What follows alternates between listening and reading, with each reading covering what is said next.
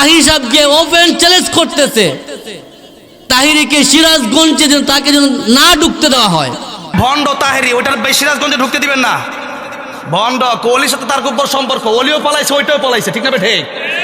ওইটা ধরতে গেছে পুলিশ, ওটা বিল দিয়া পালাইছে। ও পালাইছে ইন্ডিয়া তার ওলি, আর ও পালাইছে ওই কি দিয়া বিল দিয়া। এগুলো সিরাজগঞ্জে ঢুকতে না পারে।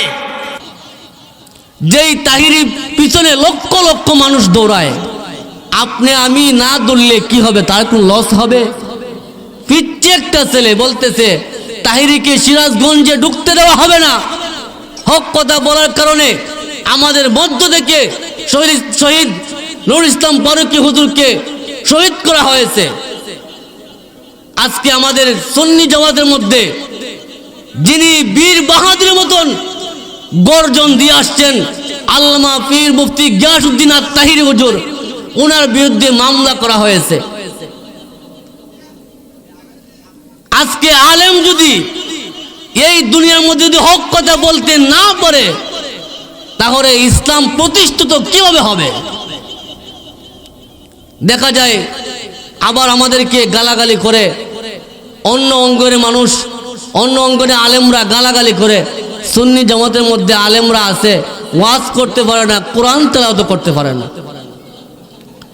গত কিছুদিন আগে একটা ওয়াজ শুনেছি, একটা ছেলে আছে, অল্প বয়স একটা ছেলে, তার নাম জুবাইর আহমদ তাশরিফ। সে বলতেছে সুন্নি বলতে মধ্যে কোনো আলেম কোরআন তেলাওয়াত করতে পারে না। আবার তাহির সাহেবকে ওপেন চ্যালেঞ্জ করতেছে তাহিরিকে সিরাজগঞ্জে যেন তাকে যেন না ঢুকতে দেওয়া হয়। যেই তাহিরি পিছনে লক্ষ লক্ষ মানুষ দৌড়ায়, আপনি আমি না দৌড়লে কি হবে? তার কোন লস হবে? পিচ্ছে একটা ছেলে বলতেছে তাহিরিকে সিরাজগঞ্জে ঢুকতে দেওয়া হবে না। যেই জুবাইর আহমদ তাশরিফ বিটের মধ্যে দেখবেন তার বাবা তার নামে নালিশ দেয়, তার বাবাকে ঠিক মতো খাবার পর্যন্ত দেয় না, সে আবার মাঠে ময়দানে ওয়াজ করে তাহিরির বিরুদ্ধে সে আবার মিথ্যা অপবাদ দেয়। দুঃখ লাগে যদি আমি যদি আমাদের হকপন্থী পীর মুফতি গিয়াসউদ্দিন তাহিরি সাহেবের মতো আলেমদের পিছনে যদি আমরা না থাকি, এই সমস্ত আলেমদের কণ্ঠকে যদি তারা বন্ধ করে দেয়, তাহলে সুন্নি জামাত আর টিকে থাকবে না।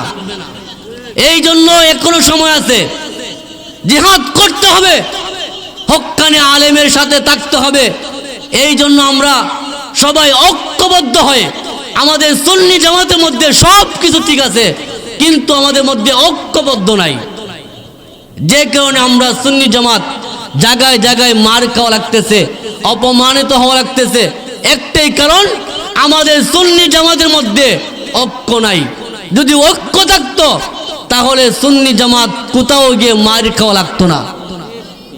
এই জন্য আমরা যেই জায়গার মধ্যে ওয়াজ করি, কম করি বেশি করি, কোরআন হাদিস দিয়ে আমরা আলোচনা করার চেষ্টা করি এবং ওপেন চ্যালেঞ্জও করি। যে কোনো অঙ্গনের লোক যদি আমাদের কোরআন তেলাওয়াতের মধ্যে একটা ভুল দেখাইতে পারে, জীবনে কোনোদিন মাঠে ময়দানে আর ওয়াজ করব না।